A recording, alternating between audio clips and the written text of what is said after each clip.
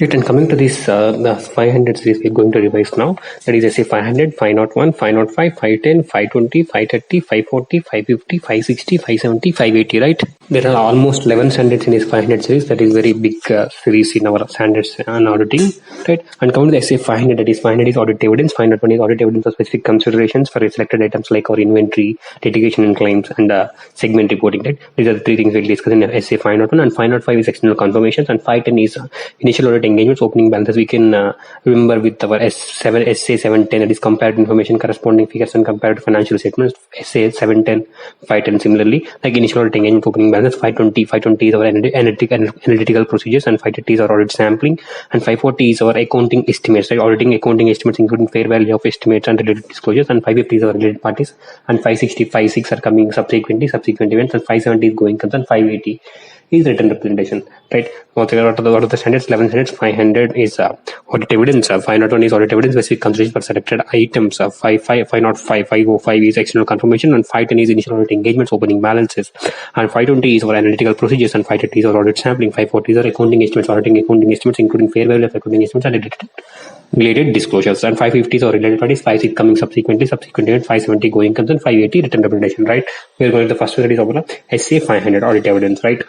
In this particular standard, we are going to discuss about what is the meaning of audit evidence, and what is the meaning of auditor's management expert, what is the meaning of audit evidence, and what is the meaning of management expert. If you remember the expert, if we have the word expert, we'll remember the standard SA 620, but management expert has specifically dealt in SA 700. So if any question is asked in the management expert, so we have to write SA 500, read with SA 620, or SA 620, read with SA 500, right? That is our management expert will see. And next one is what are the audited duties, means how the auditor will evaluate the work of the management expert will see, and what are the procedures of the auditor for obtaining audit evidence will see, and what are the procedures to, what are the methods he will follow to obtain audit evidence, and if auditor has want to rely on audit evidence compared to others, on which basis he will rely, right? That is reliability of audit evidence of different cases. What are the other cases we'll see? Audit evidence we'll see, management expert definition we'll see, and what are the audit procedures in respect of evaluation of the work of management expert we'll see, and audit procedures and methods we'll see, and reliability of audit evidence, right? And one more thing, the most important one we'll see here, is the matters affecting nature, timing, extent of audit procedures in case of information being produced using the work of management expert. Means what are the matters that affect the nature, timing, extent of our audit procedures in case of information being produced using the work of management expert.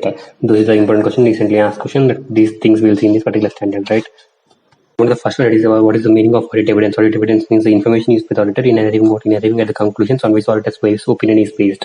Right? It is the information that auditors obtains for what in arriving conclusions, for what for basing his opinion in the audit of financial statements. The nature of audit evidence needs to be we will generally write sufficient and appropriate audit evidence, right? They will define what is sufficiency and what is appropriateness. The nature of audit evidence shall be sufficient and appropriate. Sufficient refers to the quantity. Sufficient, that the amount of evidence you have collected, it is suffice or not sufficiency, that is quantity. And appropriateness, what are the quality of audit evidence, right? You have obtained evidence for different thing, but it is not matching with your requirement. That you have to check the quality. What is the quality of, what is the appropriateness of the audit evidence, right?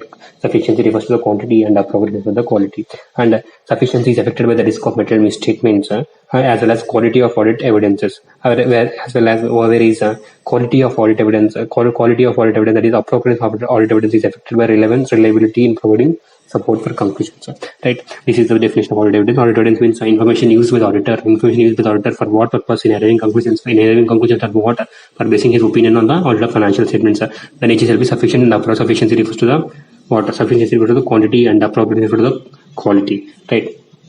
Come to the definition of management expert. Management expert means the same, like if in SA 620 we have seen that auditor expert, the same definition, the words have been just changed. That is an individual or organization possessing expertise in the field of other than accounting or auditing, whose work in the field used with the entity to assist the entity in preparing the financial statements, right? He is an individual organization possessing expertise in field other than accounting or auditing. Other than accounting or auditing, he is hosting some experience in this field, and his work is used by whom? His work is used by the entity to assist in the preparation of financial statements. The same, if you see the definition of auditor's expert in SA 620, it is like an individual organization possessing expertise in the field of other than accounting or auditing, whose work is in this field is used by auditor for what purpose? For getting his sufficient and appropriate audit evidence for his audit purpose. But here he is used by the entity for what purpose? For entity in preparing the financial statements, right? This is the definition of management expert, right? That same like in our SA 620 here also the auditor has to evaluate the work of management expert. In evaluating the work of management expert, what the auditor has to do, right? The same thing which we have done in our SA 620.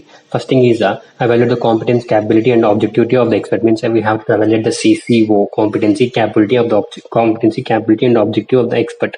Right? Competency, capability, and objectivity of the expert. And we have to understand the expert work.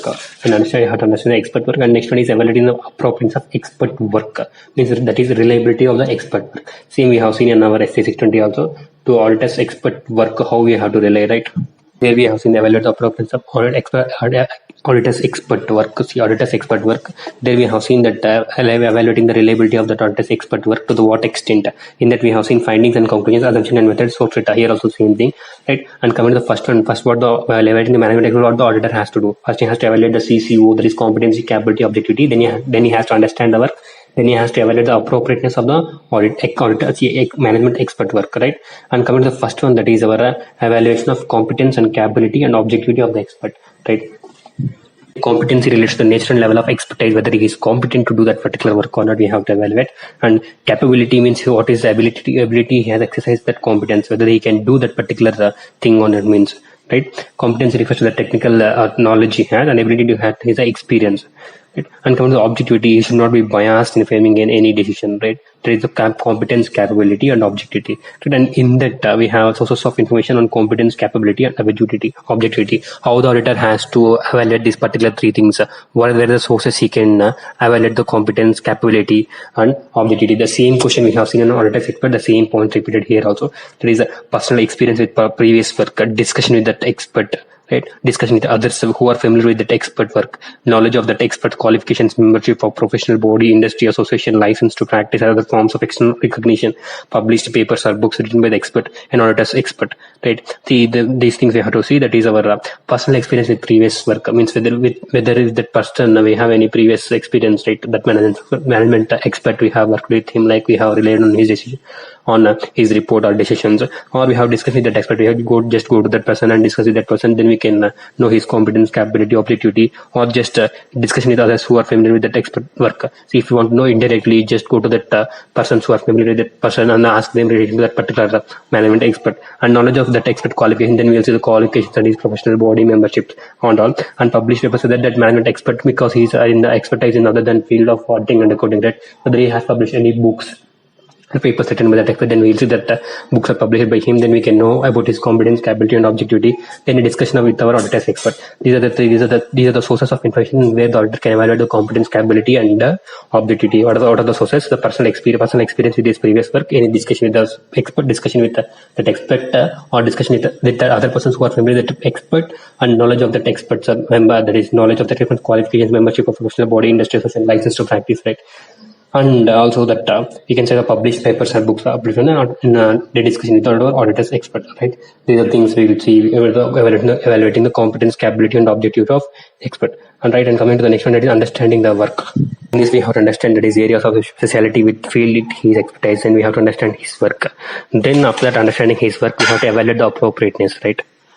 Same as we have seen our reliability of extent of audit work, we have seen on the same thing, that is our findings and conclusions, assumptions and methods, etc. Right? Findings and conclusions means relevance, reasonableness, and consistency with the audit evidence, whether the findings and the conclusions made by that management expert is relevant, reasonable, and consistent with other audit evidence or not. And assumptions and methods, what are the assumptions and methods followed by that particular person, whether that assumption methods are relevant, and whether the relevance and reasonableness or not.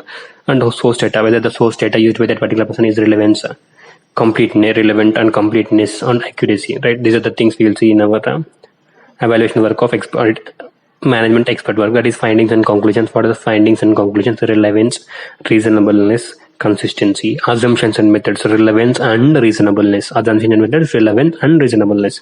And coming to the next one is our source data, whether the source data is relevant, completeness, and accuracy, right? What are the source data used by that particular person, that is management expert, whether that particular source data is relevant or complete or accurate, right? These are things we'll see the reliability of auditor's expert work. That first we'll see evaluate of CCO and understand the work, and we'll see evaluate the appropriateness of the audit or management expert work. This is in 500. And coming to the next one, we'll see what are the procedures to obtain audit evidence, and we'll see what are the methods to obtain audit evidence. Right? Procedures are different and methods are different. Right? Procedures also are different and methods are different. Right? One of the procedures we have risk assessment procedures and one thing, and next one is our further audit procedures. Right? In risk assessment procedures, we'll see as per our SA 315, that is SA 315, we'll see the risk assessment procedures, and further audit procedures means that is our SA 330. Risk assessment procedures and further audit procedures. In further audit procedures, we'll see the test of controls and substantive procedures. Right? Test of controls and substantive procedures. In test of controls, we'll see the compliance procedures, the design and implementation of the maintenance and operative evidence of the controls. Right? These are the controls, complaints of related to the internal controls. Right? And coming to this, based on the test of controls, we have compliance procedure, design and implementation of the test of controls we checked. That results in the help to determine the nature, timing, extent of substantive procedures. Right? What are the test of controls we have done that will help in determining nature, timing, extent of what nature, timing, extent of substantive procedures. In substantive procedures, we have the test of details and substantive analytical procedures. Analytical procedures we'll see in our 520, and the test of details we'll see the test of transactions or test of account balances. Right? Test of transactions or test of account balances. And in substantive analytical procedures, we'll see the analysis of significant ratios, verification of trends. Right? These are the things we'll see in our procedure. Is a risk assessment procedure. First, we'll understand the risk assessment of material statement. We'll see. Right? Then we'll go for further audit procedures. So in further audit procedures, we have test of controls and substantive procedures. In test of controls, we'll see the compliance procedures. We'll see, and design, implementation, maintenance, and operative effectiveness of a particular thing. And in substantive procedures, we'll see test of details and substantive analytical procedure. Test of details, we have test of transactions and test of account balances. Right? In substantive procedures, we'll see analysis of significant ratios and verification of others. Right? The methods of obtaining audit evidence. What are the methods? Like we have ICA, IOR, ICA, IOR, inspection, confirmation, analytical procedures, inquiry, observation, recalculation, reform. What? Inspection, confirmation, analytical procedures, inspection, confirmation, external confirmation, analytical procedures, inquiry, observation, recalculation, reperformance. Right? The next one, that is about the principles useful in assessing the reliability of audit evidence. What are the principles? We'll see we have a shortcut here, WITCO, that is our written evidence, independent sources directly obtained by auditor, and C is for internal controls, O is for original documents. What? WITCO, well, W is for written evidence, I is for independent sources, and D is for directly obtained by auditor, and C is for internal controls, O is for original documents. Right? And we'll see these principles. What are the principles one by one? And coming to the first one, that is our written evidence. That is written evidence. Audit evidence in documentary form, whether paper, electronic, or other medium, is more reliable than our evidence obtained orally. Means what is the evidence we have obtained in a document form, whether paper, electronic, or whatever, that is more reliable than which I have obtained orally. Right? That specifically will say written representation, that is SA 580. Written evidence is more reliable than the oral evidence. And coming to the next one is our independent sources. The reliability of audit evidence is increased when it is obtained from the independent sources. Means independent sources outside the entity. What are the, see, for example, if you want to obtain any evidence within the entity, if you obtain, that is not independent source. If you obtain outside, that is external confirmation. If you think that the confirmations are more reliable. Right? That is our independent source. Reliability of audit evidence is increased when it is obtained from the independent sources outside the entity. And next one is our D. Audit evidence directly obtained with auditor is more reliable than the audit evidence obtained indirectly. Right? What is the audit evidence directly obtained means our, you can say example for also written representation. So for example, bank statement, if you want to obtain, then management will give the bank confirmation from that bank statement. That is not relevant. If that the same has been obtained from the bank, manage the seal and stamp, that is more relevant. That is our audit evidence obtained directly by the auditor is more reliable than the evidence obtained indirectly. And coming to our next one is our C, that is internal controls effective. If the internal control present in the entity are effective, then the internal evidence is more reliable. Right? The reliability of audit evidence that is generated internally is increased when the related controls imposed by the entity are effective. Right? And coming to the O is our original document. Right? And the original document is audit evidence provided by original documents is more reliable than the audit evidence provided with the photocopies or documents that have been filmed, digitalized, or otherwise transformed into electronic form, the reliability of which may depend upon the controls over the preparation and maintenance. Generally, audit evidence with more original documents is reliable than the photocopies or conversion into electronic form. Generally, electronic form also can be reliable if that internal control for the preparation maintenance of those records are good. Right? These are the principles assessing the reliability of audit evidence. For the written evidence, independent sources directly obtained by the auditor, and C WITCO. C is for our controls. If the controls are effective, then the reliability of the evidence can be increased. And next one is our original documents. Right? This is all about SA 500. And one more important question we have left is that is the matters affecting the nature, timing, extent of audit procedures in case of information being produced using the work of management expert, right? Right, what are the matters affecting the nature, timing, extent of audit procedures in case of information being produced by using the work of management expert? Right, we'll see. Don't confuse the question with the evaluation of management expert work. That there we'll see the evaluation of CCO and understanding the work and appropriate of management auditor's expert work, management expert work. Right?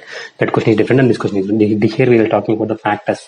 What are the factors that will affect the nature, timing, extent of our procedures if we use the work of auditors, management experts or management expert? See, basically the main things we'll see here is the nature and complexity of the matters to be which the management expert reads. Means what is the nature and complexity of the matters means. If the complex matter, then we'll have different NTE of our process.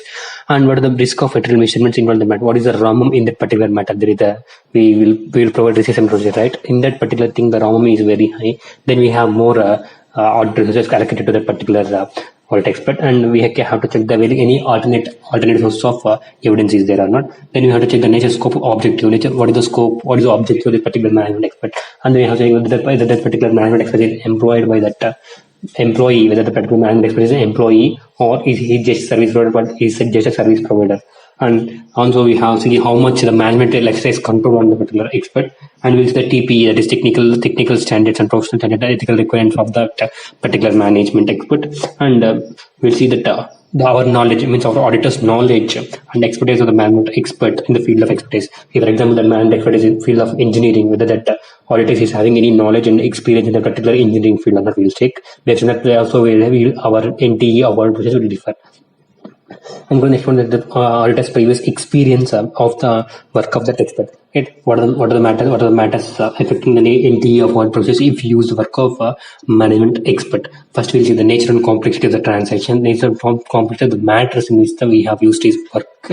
And next we'll see the risk of ROMM, risk of material misstatement in that matter. And next we'll check any further alternate evidence is available, like any alternate source of evidence is available or not. Next we'll see his nature, scope and objective. Next we'll see whether that particular management expert is an employee or is a service provider of particular one entity, that is whether the management expert is employed with the entity or is a party engaged to provide relevant services.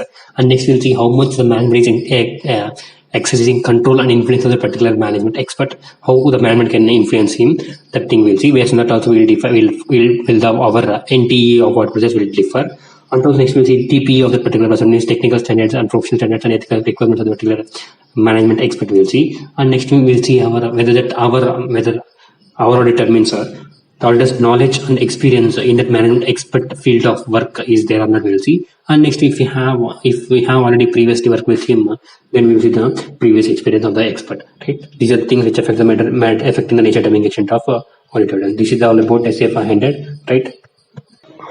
Right, and coming to the particular standard is says 501, that is audit evidence, specific considerations for selected items, right? What is audit evidence? SA 501, audit evidence, specific considerations for selected items, right? And coming to the standard, that is main objective of auditors here is the auditors to obtain sufficient and appropriate audit evidence. He has to obtain what?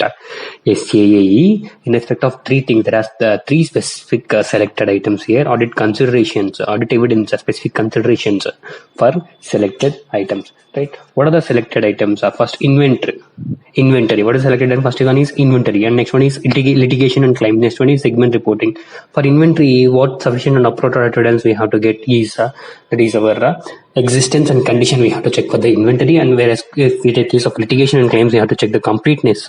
Whereas in case of segment information, we have to check the presentation and disclosure in accordance to the financial reporting framework. Right? What is once again that SA 501, that is audit evidence, specific considerations for selected items, specific considerations for selected items, audit evidence, specific considerations for selected items. What we have to see, we have to get sufficient and appropriate evidence in case of three items. Inventory, we have to check existence, conditions, and litigation and claims, we have to check the completeness, and segment reporting, we have to check the presentation and disclosure in accordance with the applicable financial reporting framework. Right? And coming to the inventory, that is our existence and condition of inventory, what auditor has to see for obtaining sufficient appropriate evidence. See for the condition of existence and condition. Right? There are two procedures. There are general procedure for checking the inventory, as well as a special procedure for different cases of inventory. Like, see, and coming to the first, if it's a case of litigation and claims, we have we have general procedures and also we have specific procedures. And coming to the next one, segment reporting, we have only two procedures we have. Like so far, the segment reporting and litigation and claims have not been tested. I think this time they will be testing on litigation and claims and segment reporting, presentation and disclosure. Litigation is a case of completeness and segment reporting is a case of presentation and disclosure. Right, and coming to the first one, that is our inventory. Inventory का मतलब है कि see, it is a case of existence and condition. We have to check the general procedures, the special procedures. First, coming to the general procedures.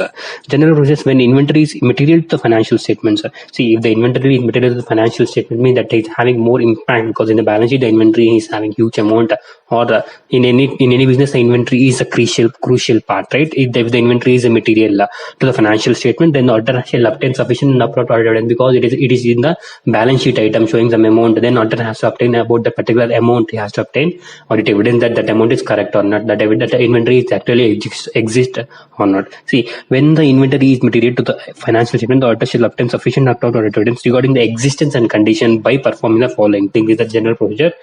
First, what auditor has to do: attendance of physical inventory counting unless impractical to. First, auditor, what he has to do is he has to attend attendance of physical inventory. He has to attend unless impractical. If it is impractical to attend, he has to follow some other procedures that we'll discuss later.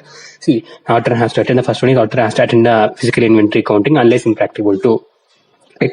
And after attending that physical inventory count, he has to do the following four things: that is, evaluate the management instructions and procedures for recording and controlling the results of the entity's physical inventory count. See how the management is instructing and the procedures for recording that recording and controlling the results of the entity's physical inventory counting. Means, for example, auditor has attended the physical inventory counting, and management is giving some instructions, and according to the physical inventory counting, some deficiency are there, some mistakes are there, how the management is recording, how the management is dealing with that particular thing.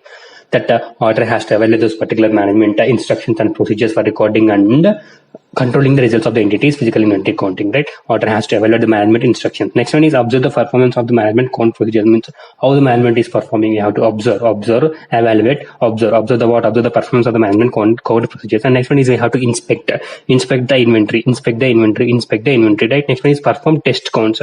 We can just inspect the inventory, whether that inventory is real or something genuine, or anything deficiency is there. And any perform test counts, we can just take a sample of test and we can just perform some test counts also if we think necessary. That is a general procedure. First procedure is auditor has to attend the physical inventory counting unless impractical to do. He has to do four things: that is, evaluate the management instructions and procedures for recording and controlling the results of the entities in case of physical inventory counting, and he has to observe the performance of the management count procedures, and he has to inspect the inventory, and if he thinks fit, he can test count the inventory, perform test count. And next general procedure is perform audit procedures over the entity's final inventory records to determine that they accurately reflect the actual inventory count results. And he can perform some other audit procedures so that the final inventory records, what are the inventory in their books, to determine that they have accurately reflected actual inventory count results. See, what are the inventory as a final record, so that is matching with that particular inventory count, or not there is any rectifications is done or not. Auditor has to do some audit procedures for that purpose, or performing audit procedures for the entity's final control records to determine that they have accurately reflect actual inventory count results, right? In general procedure, what we have to do when the inventory is material to the financial statement, the auditor shall obtain sufficient and upfront audit evidence regarding the MCQ can be expected regarding existence and condition of the inventory. The two things he has to do. First, he has to attend the physical inventory counting unless impracticable to. In that, he can do four things. That is, he can evaluate the management instructions and procedures for recording and controlling the results of the entity's physical inventory counting, and he can observe the performance of the management count procedures, and he can inspect the inventory, and as well as if he thinks fit, he can perform the test counts. And second point is he performing audit procedures over the entity's final records to determine whether they have actually reflect the actual inventory count results, right? Whether they have been matching or not. And come to the special procedures, we have four cases in this particular special procedures, right? This is the important crux of this standard SA 501 audited special considerations for the selected items. And come to the special procedures, we have inventory counting conducted at the date other than the balance sheet date. Inventory counting conducted at the date other than the balance sheet. Means, for example, 31st March is there, that inventory is not counted that particular date. After some time, they have counted the inventory.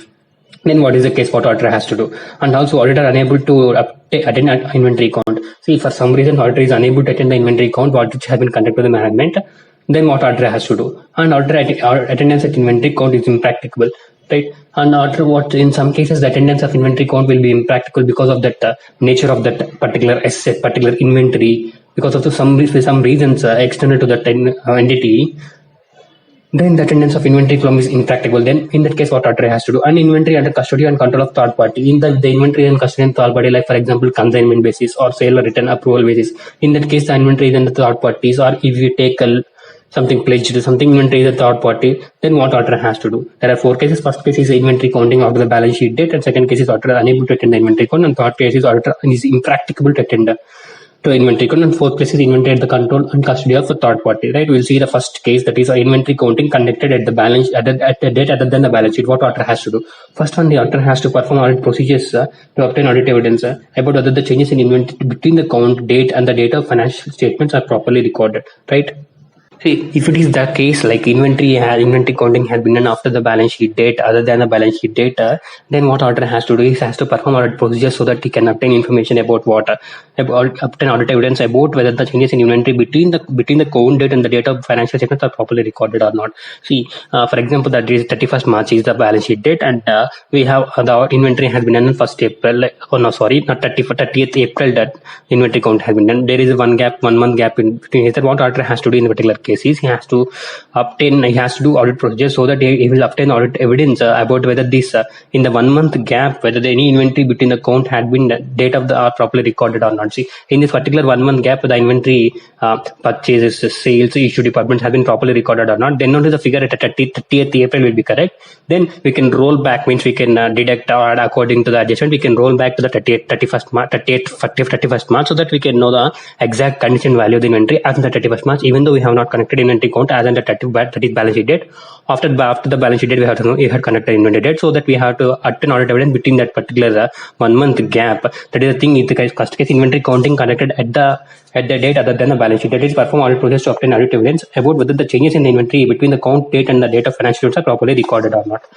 Right. This is the first case, and come to the next case, that is auditor unable to attend the inventory count. If he is unable to attend the inventory count, what auditor has to do? Auditor should take or observe some physical counts on an alternate date. See, if he is unable to obtain, he has to do some physical counts on alternate date and perform audit process on the intervening transaction so that the change in the inventory between the date of physical count and period and date are correctly recorded. Same like as you've seen above, then he has to assess he had to audit procedures for assessing information, audit evidence about the inventory transaction between the physical count date of inventory and the balance sheet date, so that he can assure himself, right, about the existence condition. And next one is the audit would also verify the procedure adopted treatment given for the discrepancies notice to do the physical count. If any discrepancy is noticed to do the physical count, what the management is going to do, right? How they are going to adjust in the books of accounts, that the auditor has to see, and the auditor would also ensure that the appropriate cut-off procedures were followed by the management. Right. See, cut-off procedures are very important in this case, particularly inventory, because of the inventory purchase on some date, invoice will be raised on some date, 31st March, 1st April, goods received on some date. For that, the management has some cut-off procedures so that they can account the correct transactions in the correct period. Right. And he should also get written representation of completeness of information provided regarding the inventory. He should also get written representation as per SA 580, completeness of information provided in the inventory, and assurance with regard to adherence to the laid down procedures of physical inventory count. Right. And if it is a case of auditor is unable to attend, what auditor has to do? He has to obtain what he has to take or observe some physical counts. He himself can take or he can observe some physical counts performed on an alternate date, and he perform audit procedures on inventory transaction to assess whether the changes in inventory between the date of physical count and the balance sheet data are properly recorded or not. Then auditor has to also verify the adopted treatment given as a discrepancies notice. Any discrepancies notice are there, any cut-off procedures are there. He has to attend written representation of the completeness and the procedure followed when physical inventory count is accurate.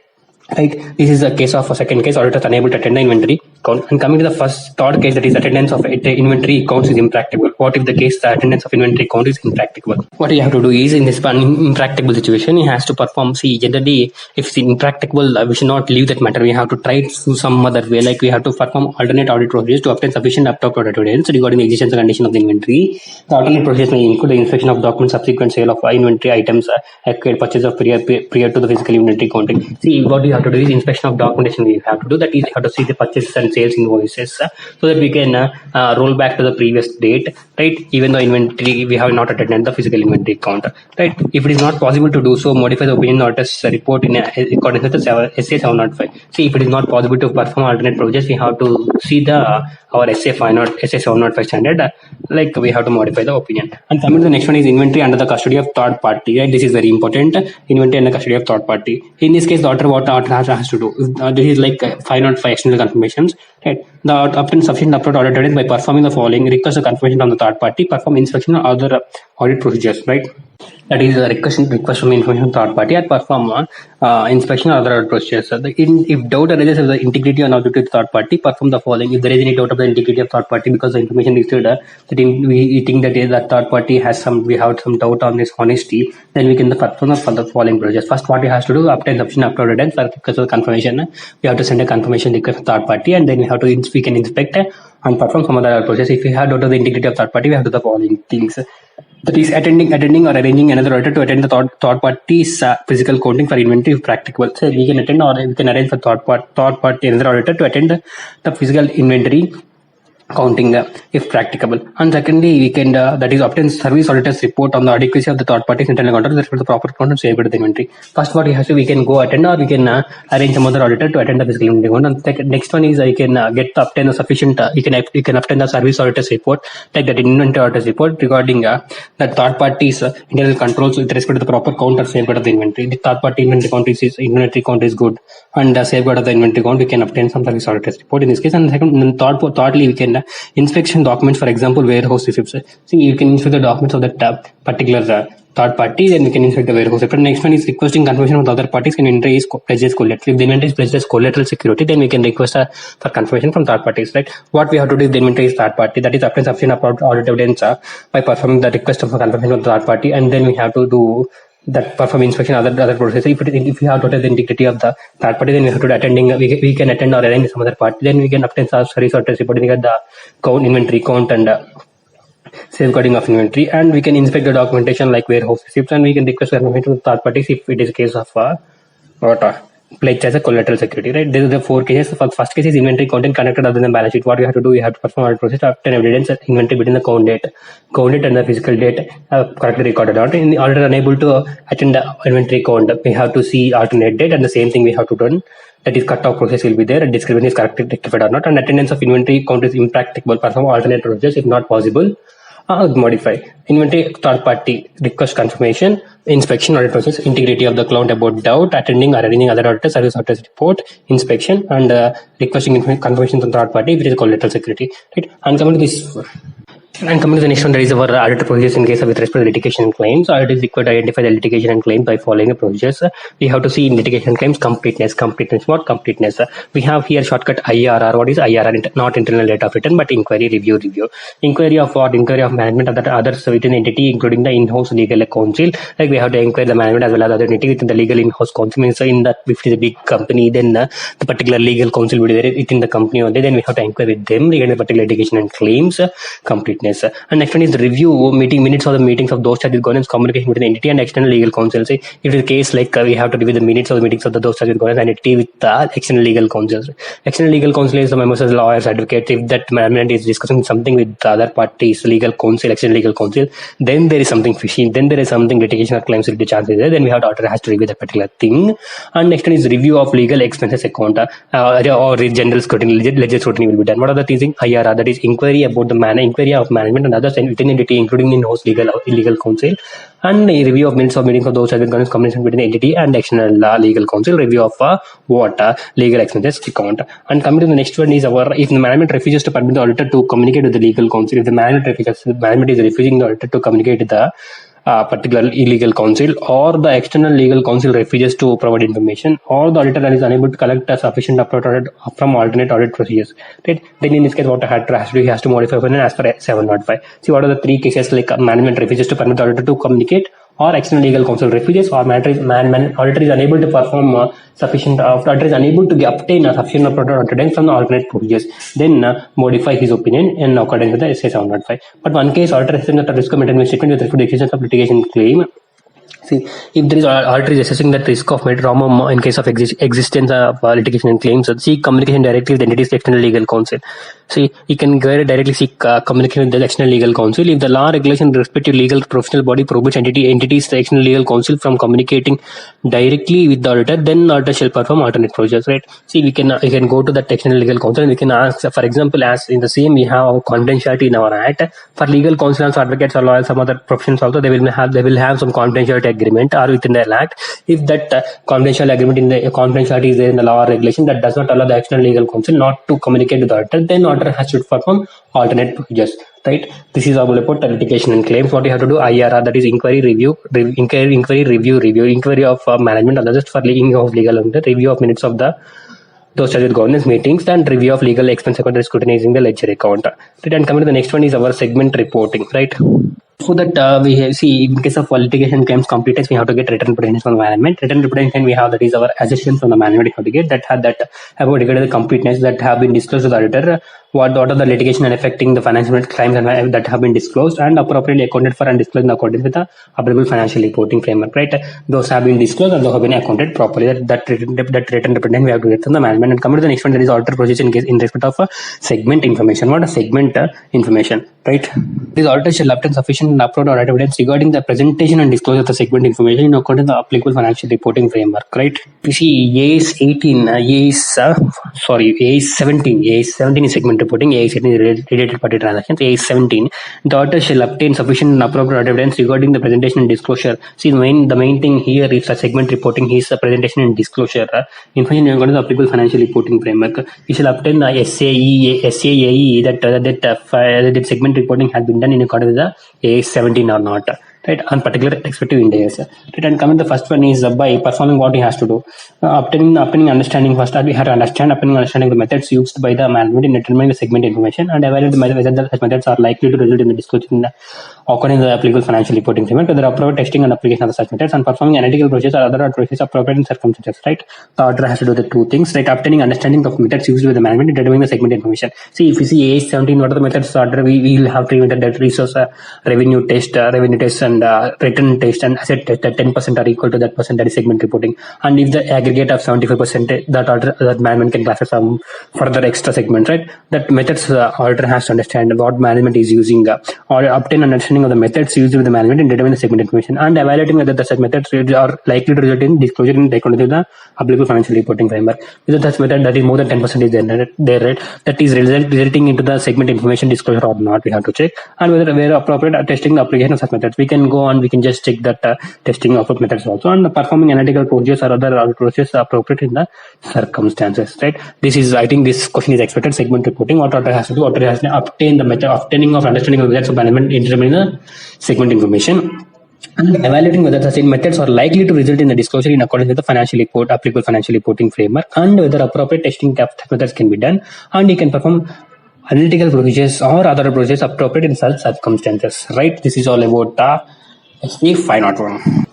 Right, coming to the next standard, it is our SA 505 external confirmation. So far we have completed 2 standards. We took care of 35 minutes about the 2 standards. So we'll go somewhat fast over SA 505, that is external confirmation, right?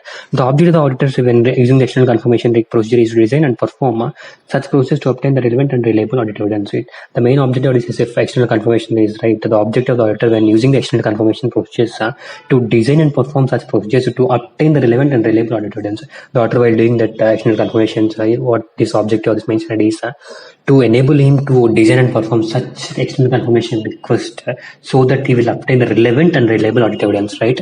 The objective of the auditor when using the external confirmation request is to design and perform such procedures to obtain relevant and reliable audit evidence. And we have here in standards the meaning and types of external confirmation. There are 2 types of external confirmation, we all know: positive confirmation, negative confirmation, and we'll see the external confirmation procedures, what procedure we have to follow in external confirmation, and we'll see the areas where external confirmation may be obtained. I mean, under which areas external confirmation may be obtained. It is a general question. And factors to be considered while designing the external confirmation request. This is very important question. What factors to be considered while designing the external confirmation request?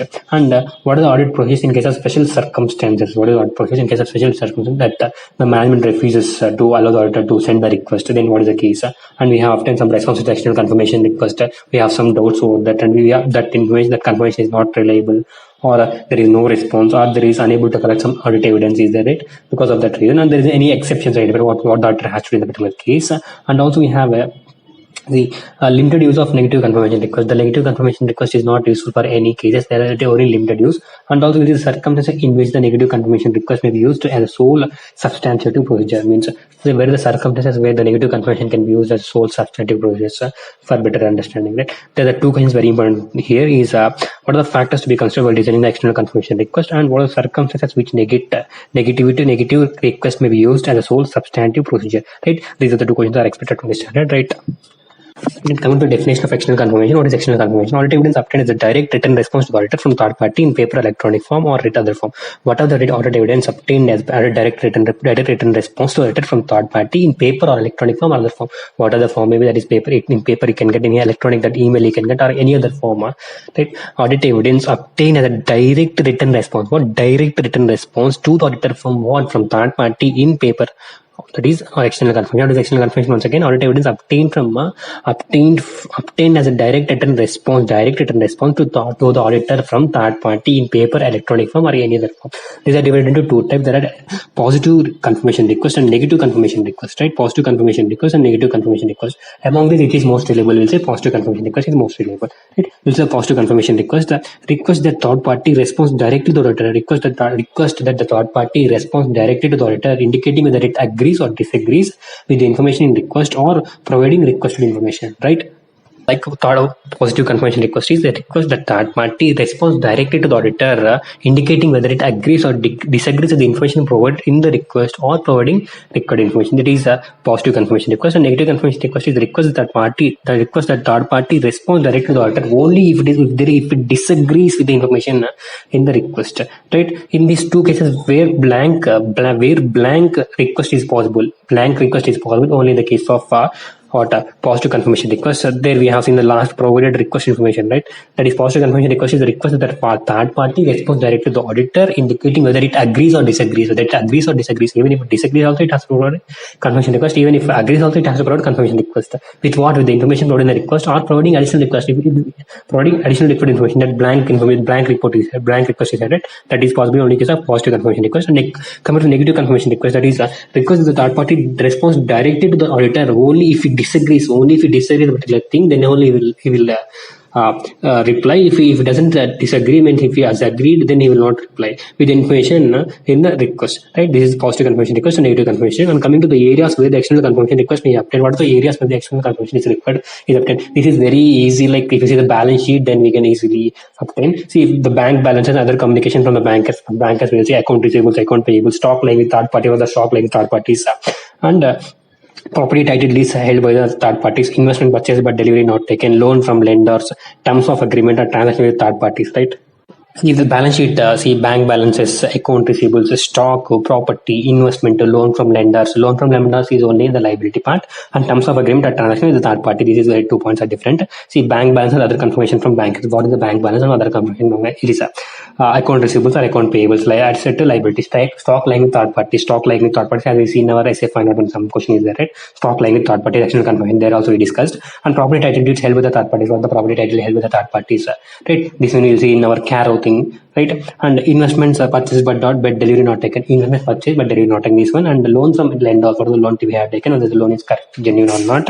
Terms of agreement and transaction with the third parties. These things we will see in our areas of external confirmation request may be used. Right? Very simple question we can write on your own. And coming to external confirmation procedure, what procedure we have to follow? First, we have to determine the information to be confirmed, and then we have to select the appropriate third party. Then we have to design the confirmation request. Then we have to sending the request, including following up. See, first we have to determine what information we need to confirm, and then we have to select the appropriate third party. Then we have to design the confirmation request. Then we have to send the confirmation request third party, and we need to follow up, right? And determine the information to the confirmed party. Determine the actual account balance, their elements and terms of agreement, contacts, or transaction. We have in the areas, right? Bank balances, account receivables, like stock lying with third party. So whether that what information we need to confirm.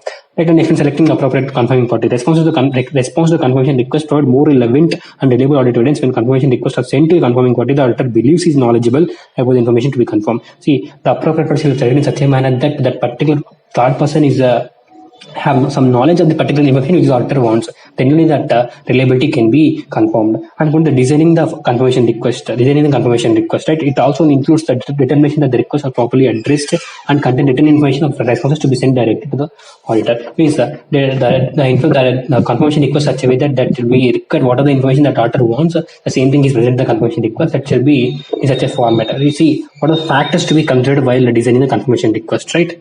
One of the factors to be considered while designing the confirmation request, there are around 7 factors. Right? We'll have a shortcut for remembering these factors. Very important question. That is, experience CA will keep alarm for designing his confirmation request. What experience CA will keep alarm? Experience CA will keep alarm. The shortcut is experience CA alarm. Alarm A is silent, one A is silent. And coming to the experience, what is experience? What is the factor? That is a prior experience on out of a similar engagement. Auditor should have prior experience. With any prior experience is there, prior experience on out of a similar engagements. And CA, and C is for confirming ability of the confirming party to provide or confirm the requested information. C is the confirming party. That is ability of the confirming party to provide a confirm requested information. C, first one is experience, the prior experience of the auditor of similar engagements, and C is for confirming ability of the confirming party to report to provide a confirm or requested information. And next one, A is what are the assertions being addressed. A is what are the assertions being addressed, right? And the experience C. Next one is alarm. We said A is silent, and coming to the next A is silent here, and LARM. In first one is L is the layout and presentation of request. And next one is A. A is management authorization or encouragement of to the confirming party to respond to the auditor. What is management authorization? A is management authorization or encouragement to confirm the party to auditor. And next A is finished. R is what? Specific identified, Roman that is specific identified risk of material misstatement, and M is method of communication, and right, M is method of communication, right? That factors to be considered while designing the confirmation request. What is that? Experience A will keep alarm for designing this confirmation request. Experience A, prior experience on auditor for similar engagements, and C, that is C is for confirming ability of the confirming party to provide confirming information, requested information, and A is for the order the assertions and B order the assertions being addressed. A is for assertions being addressed, and next one is alarm. A is silent. We have L, that is layout and presentation of the request, and next A is management authorization or encouragement to confirming party to respond to the auditor, and next one is R is risk of material misstatement, that is specific identified ROMM, and M is for method of communication, right? These are factors for considering this while designing the confirmation request. And coming to the next one is sending the request, including follow-up request when applicable to the confirming party, including a follow-up request. Then we have to send the request and we have to follow up that particular confirmation request to the confirming party, right? What are the actual confirmation procedure? First, we have to determine the information, which information to be confirmed or requested, and select the appropriate confirming party, design the confirmation request, and sending the request and follow up, right?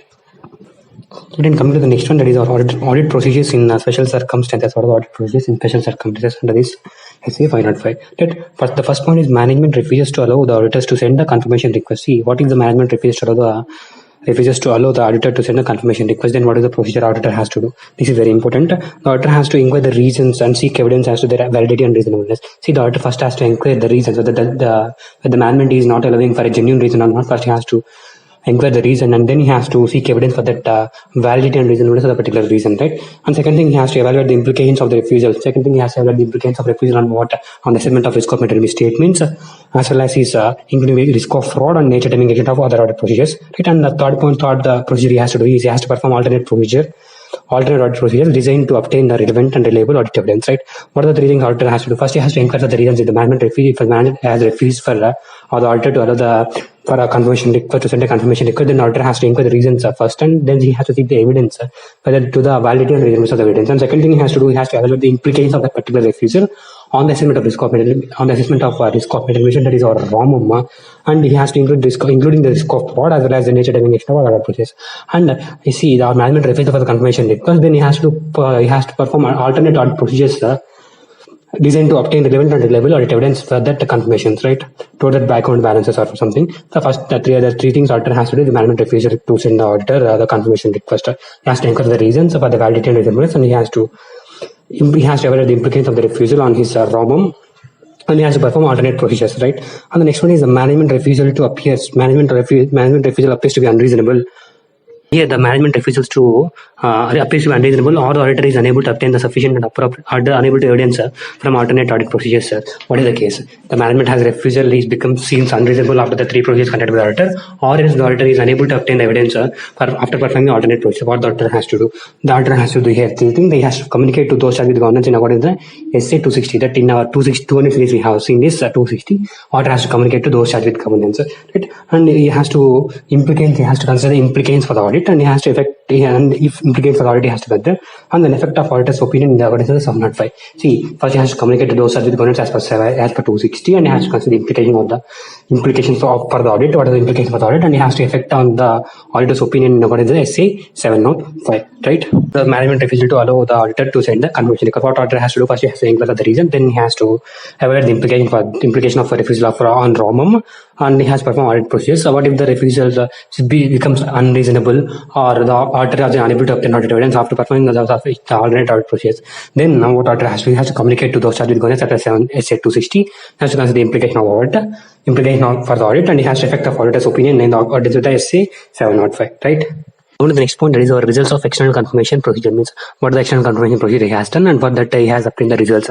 The results are as follows. The factors raising doubt over the reliability of response. See that the other party, the third party has given a response to our external confirmation request, and that there are some factors which are raising doubt over that reliability of response. Then what auditor has to do? If there is doubt on the reliability of response, the auditor has to do to obtain further evidence to resolve the doubts. If there is in doubt, he has to obtain further evidence to resolve the doubt.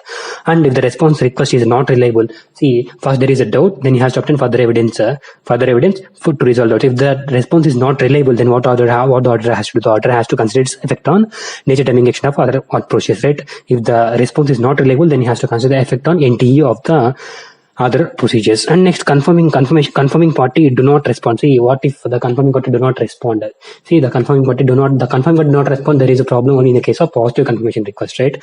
And the confirming party does not respond for the confirmation we have sent to them. Then what auditor has to do? He has to perform alternate audit procedures, right? He has to perform alternate audit procedures to obtain sufficient appropriate audit evidence. And what is the case in no confirmation obtained when the auditor determines that response is necessary and alternate procedures will not provide the evidence auditor requires, right? What is the case that see that the response is the auditor thinks the response is necessary, but the response has not obtained, and also the alternate procedures will not provide the evidence of auditor. Then what is the case? Then he has to determine the effect of auditor's opinion as per 705. We have already seen this point above, right? The results of external confirmation procedure. See, if there is a doubt, he has to obtain further evidence. If there is if the response is not reliable, then he has to obtain the effect, consider the effect on nature timing action of other procedures. So then if confirming party do not respond, what he has to do alternate procedures. With the auditor determine that the confirmation response is necessary, and also alternate procedures do not give the sufficient appropriate audit evidence, then what auditor has to do is he has to consider the effect of auditor's opinion as per 705, right? This question may be asked for MCQ, like they will match the following like something, they will give like that MCQ is expected. And coming to one more thing, exception occurs means what is the exception? If exception occurs means, for example, the exception is a response that indicates a difference between the information requested to be confirmed or contained in the entry records and information provided by the confirming party. What is that exception means? For example, we have said that this is a debtor balance you are showing, please confirm. That party has said that some different balance, then that is an exception. How the auditor has to do the exception? Or else, see, in case of positive confirmation request, we can send a blank request, right? In that that confirming party has provided some other balance, but in our books there is some other balance, right? They did a different. This is an exception. How the auditor has to deal with a particular exception? The exception, the auditor has to investigate to determine whether or not they are indicative of misstatements. See, because since there are any differences, first he has to check for the reasons of the differences. Then he has to investigate to the reasons, and he has to consider that there is a indicative of any misstatement is there in the company or not. Then he has to consider is a ROMM. Like that he has to consider. And coming to the next important question is our limited use of a negative confirmation request, right?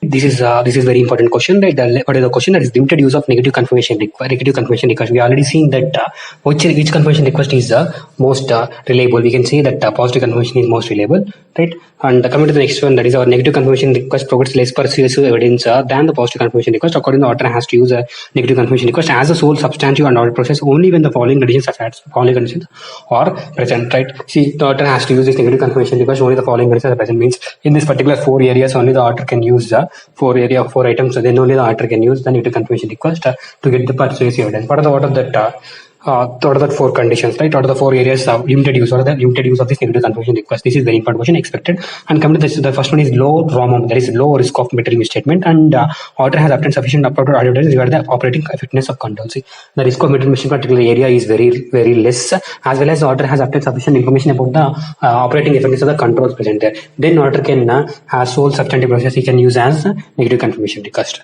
Right, and coming to the population comprises of a large number of small homogeneous account balances or transactions. See, the population means, for example, take debtors balances. The debtors balance consists of a large number of small balances. For example, 1,000 rupees, 1,000 rupees, 1,000 rupees, 1,000 rupees. Everything that there's large number of small balances they are showing, as well as they are of a similar nature. Right, all the debtors are of a similar nature. That is homogeneous, and account balances are transactions. Then the auditor can use the negative confirmation because there is one of the limited use of negative confirmation. The first one is like low ROM, and the auditor has obtained what auditor has obtained sufficient appropriate evidence regarding what operating effectiveness of controls. And second thing is the population consists of large number of small amounts. Small homogeneous account balances or transactions, right? And coming to the next one is a very low exception rate is expected. We are in the exception rate above point, right? Has to investigate, right? That point, the low exception rate is expected, right? That is the third case that the auditor can use for limited use of negative confirmation request. The fourth case is how the auditor is not aware of the circumstances that would cause the recipient of negative confirmation request to disregard such request.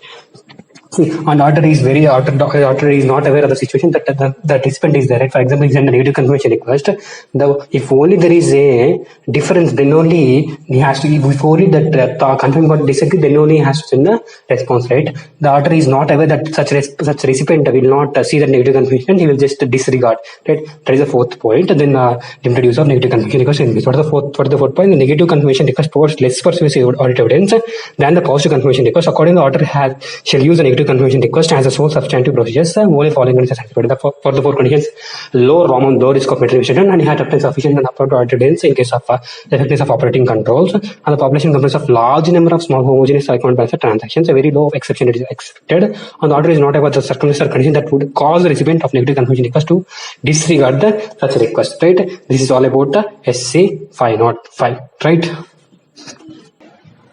And coming to the standard, we are discussing about written representation is SA 580 written representations. In this standard, we will see what is the meaning of the written representation, and we will see the matters for which the written representation may be obtained. What are the matters for which the written representation shall be obtained? That is, WR shall be obtained. And we'll see the auditor's responses in different situations, like if the management has refused to provide the written representation, then what auditor has to do, and what is the reliability of written representation is doubtful. See, if that written representation is doubtful, what the auditor has to do, right? These are things we're going to discuss in particular standard, that is SA 580 written representations. First, coming to the meaning, first we'll see the meaning and matters for which the written representation may be obtained, and we'll see the what if management refuses, what the auditor will do, and the reliability of written representation we'll see, right? And going to the first one, the meaning of written representation. Meaning of written representation is like it is a written statement by management provided to whom? Provided to auditor to confirm certain matters or to support other audit evidence, right? It is a written statement provided by the management to the auditor to confirm certain matters or to support other audit evidence. The written representation shall be given, right? Is it written representation is a written statement by the management provided to auditor to confirm certain matters or to support other audit evidence. This is called written representation. Written representation are necessary information that the auditor requires in connection with the audit. Hence, they are recognized as audit evidence as a response to inquiries. Right? Written representations are recognized as audit evidence as a response to inquiries, and also written representation do not provide sufficient and appropriate audit evidence. Right? Written representation do not provide sufficient and appropriate audit evidence on their own, but about any of the matters with which they are deal. Right? Written representation should be in the form representation letter. It should be in the form of representation letter addressed to the auditor, and in the period covered is here the auditor's report. Written representation shall be obtained for all financial statements and periods referred in the auditor's report, and also see the date of written representation shall be as near as practicable to the date of auditor's report. The written representation shall be as near as practicable to the date of auditor's report. And coming to the next one is our matters for which the written representation may be obtained. There are four matters, that is preparation and presentation of financial statements in accordance with the applicable financial reporting framework or not, and information provided to auditor as agreed in the terms of engagement, description of management responsibilities in the manner as described in terms of engagement, as required was, and fourth point is as required with other standards on auditing, or with auditor determines that it is necessary to obtain one or more written representations, right? The matters for which the written representation may be obtained is, for example, see first from the preparation and presentation of financial statements in accordance with the applicable financial reporting framework. That is the first point where the written representation is required. The second point is information provided to auditor, right? In our terms of auditing agreement, as well as 210, we have seen our last point that point is the preconditions last point, that point.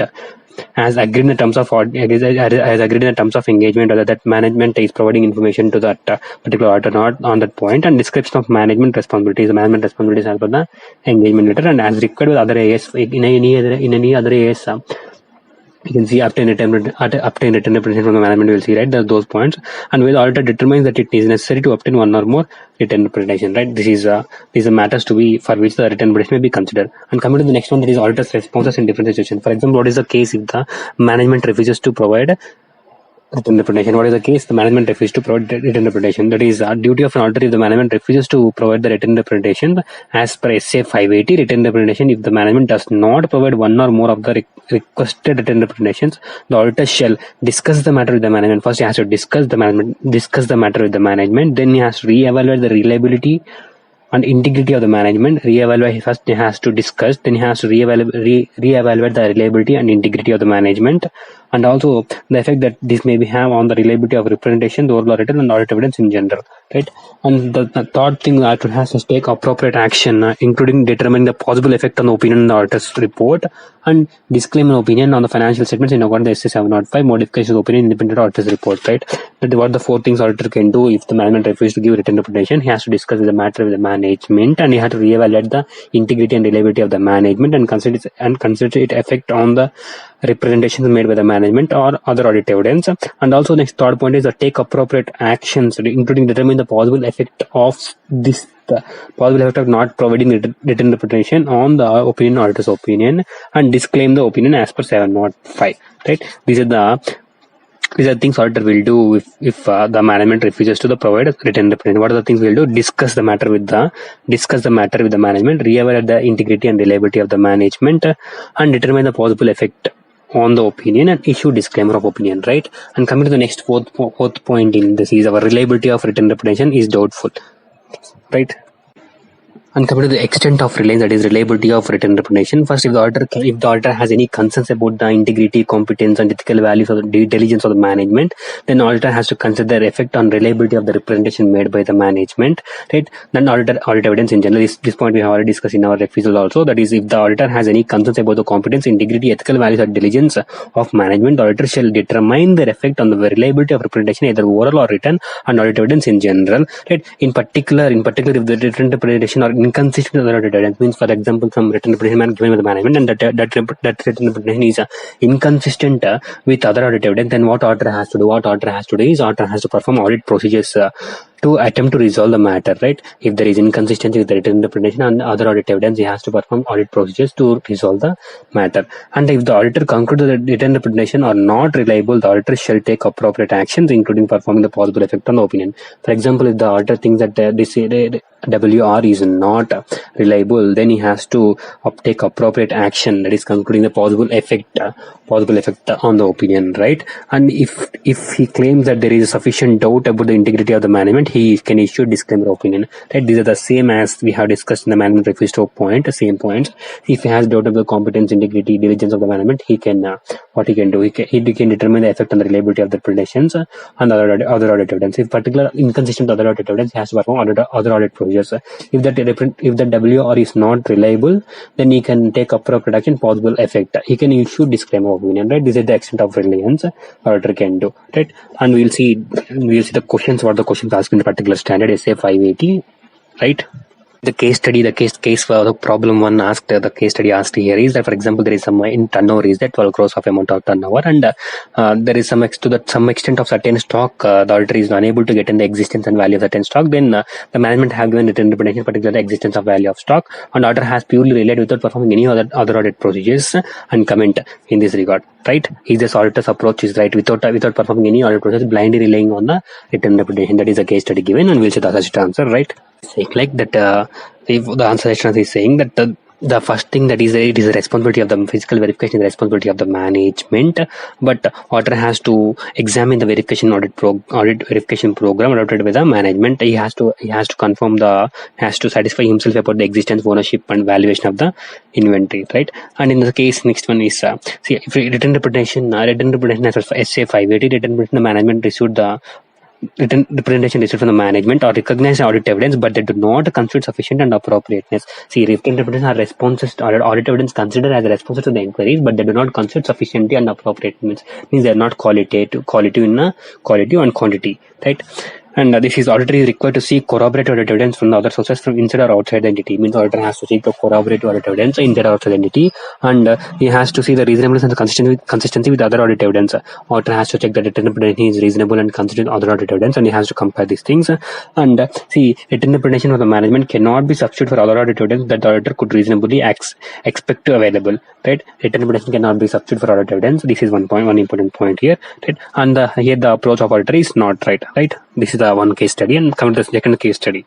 Is in one case study there is some doubt about the management, right? That is, the management is not convinced because that they have already provided the representation through orally, but they are not going to provide. There is no need to provide written representation, but auditor is asking for written representation as per SA 580, and they are also doubt about the date and period of written representation, right?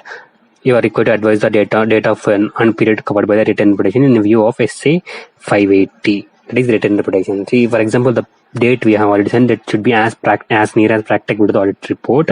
The date of written representation shall be as near as practicable to the date of auditor's report. However, it should not be after the date of auditor's report. The written representation shall be for all financial statements and periods referred to in the auditor's report. We have already seen this point, as near as practicable, but not after the date of auditor's report. And the written representation shall cover the financial statements and periods referred to in the auditor's report, right? The written representation shall also include period to reaffirm the prior period financials, period previously made with respect to the prior periods remain appropriate. Also, the written representation shall also reaffirm the written representation made previously in the previous audit, because in the financial statements we have comparative information, right? The auditor has to the management has also need to be reaffirm that written representation given by the previously or appropriate or not. And in one case the management has changed in particular period of time, then that particular management is saying that we are not responsible for giving the written representation because we are not in the particular time office, but that is not correct, right? That is, like, situations may arise where current management were not present during all time referred to the auditor's report. Such persons may assert that they are not in position to provide some of all written representations because they were not in place during the period. This fact, however, does not diminish such persons' responsibility for financial statements as a whole. Accordingly, the requirements of the auditor to request from the written representation that cover the whole of the relevant periods still applies. Means that written representations is not the particular person, written representation is required from the particular post, right? That is very important here. And coming to the next case study. Study is like the management has conducted some special audit regarding suspicion of some fraud, and auditor is asking that for particular fraud report. Auditor is asking from the management, but the management is refusing to provide. And also the auditor has asked if you don't provide the fraud report, also please provide the written representation that fraud has happened, right? That even though the management is refusing that particular situation, also they are not providing fraud report, also they are not providing written representation also. So here we have two standards, SA 240 will come into picture, and SA as well as SA 580 will come into picture, as well as if fraud we have already seen, that is 143 subsection 12 will come into picture, and as well also para 3 class 10 of CARO 2016 will come into the picture, right? SA 240 will write the primary responsibilities of detection and prevention of fraud is rest with the management and those are with governance. However, auditor's responsibility is to obtain reasonable assurance that the financial statement taken as a whole are free from material misstatements, whether due to fraud or not. And as a 580 will write written representation, if the management does not provide the requested written representation, the auditor shall discuss with the management that 4 points are there. 4 points are there. Discuss with the management, reveal the integrity and objectivity, evaluate the integrity and objectivity of the management, evaluate the effect. This effect means the reliability of other representations, and also audit evidence in general. Take appropriate actions, include determine the possible effect on opinion in the auditor's report, and also disclaim the opinion, right? As per 580, we'll write this and we'll write the given case study, and as per 143.12 also we'll write out the 143.12 provision, and as per para 3 class 10 also what is the provision we'll write, and we'll conclude, right? particular case, he has to disclaim opinion. In exceptional circumstances, he has to think whether he can able to withdraw from the engagement or not. The conclusion is auditor is required to state the facts in his report, and he should also disclaim an opinion on the financial statements. In exceptional circumstances, he may also consider that it is appropriate to withdraw from the engagement. Right? This is the case study. And coming to the last case study we have. Let us come to the next case study is our, there is a inventory, provisioning, obsolescence and warranty obligations recognized by the company. The financial statement is there, and auditor is asking a written petition for the particular two things, that is provisioning of inventory and warranty obligation, but the management is refused to give the written petition because the auditor has performed all the procedures in the course of time and has given clean report. Then why need to give the written petition again? See, according to this question, comment they are asking written petition as to accounting estimates. See, in this particular thing we have to mix with SA 540 and SA 580. That is 540 we have already discussed. That is auditing accounting estimates in including fair value. As per 540, that is auditing accounting estimates, including fair value accounting estimates and related disclosures, requires auditor to obtain written representation from the management and where appropriate, those charged with governance, whether they believe the significant assumptions used in the making accounting estimates are reasonable. 580 is saying that auditor can obtain a written representation from the management or those charged with governance regarding that what are the significant assumptions used in the accounting estimates or reasonable or not. For that, auditor can ask written representations from the management. And as for 580 also, depending on the nature, materiality and extent of estimation uncertainty, written representations about accounting estimates recognized or disclosed in the financial statements may include representations. See, the written representation may include the following thing. There are 4 points. What the 4 points relating the accounting estimates recognized or disclosed in the financial statements. So there are these accounting estimates have been disclosed or recognized in the financial statement. Then what are the management representation shall be given as far as say 580. And which is the second case, these accounting estimation has been done, but they have not been recognized or not disclosed in the financial statement. Then what are the representations to be given by the management? It can count the first written representation, that is accounting estimates recognized or disclosed in the financial statements may include the written representations like about the appropriateness of the management process, including the related assumptions, models used by the management to determine the accounting estimates in the context of applicable financial reporting framework and consistency in applicable process. That the assumptions appropriately reflect the management intent. Means first we have the appropriateness of the management process, then we have the assumptions appropriately reflect the intent and ability to carry out the specific course of action on behalf of entity where relevant accounting standard and disclosures. And the third point is the disclosure related to the accounting estimates are complete and appropriate under the applicable financial reporting framework, and that there is no subsequent event requires the adjustment to the accounting estimates and disclosures including the financial statements, right? And next one is our accounting estimate is not disclosed or not recognized, what the representation will be given. The appropriateness on the basis of use by the management for determining the recognition and disclosure criteria of the applicable financial reporting framework have not been met. See, for that, the appropriateness of the basis of used by the management for determining the recognition and disclosure criteria for the applicable financial reporting framework have not been met. That representation will be given. And the next one is the appropriateness of the basis used by the management to overcome the presumption relating to the use of fair value set forth under the entity's applicable financial reporting framework to those estimates not measured or disclosed at fair value. Right? The appropriateness of the basis used by the management to overcome the presumption relating to the use of fair value set forth under the entity's applicable financial reporting framework for those accounting estimates not measured or disclosed at fair value. Right? And the conclusion here, the management contention is not right. Right? There are 4 points, 4 plus 2 points. Right? This is all about SA 580.